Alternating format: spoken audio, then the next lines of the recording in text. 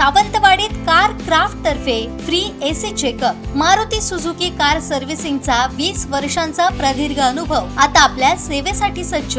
आजच तुमची appointment book करा 9955 66 36 55 आणि 96 19 58 12 34। जलजीवन मिशन अंतर्गत जिल्ह्यातील प्रलंबित योजनांसाठी सुमारे 52 कोटी 50 लाख रुपयांच्या निधीची आवश्यकता असून त्यापैकी 4 कोटी 76 लाख रुपये प्राप्त झाले आहेत। हा निधी तालुकानिहाय वाटप न करता 75% अधिक पूर्ण झालेल्या संबंधित योजनांवरती खर्च करून ती कामे लवकर पूर्ण करण्यात यावीत, असा निर्णय जिल्हा परिषदेच्या जलव्यवस्थापन व स्वच्छता समितीच्या बैठकीत घेण्यात आला।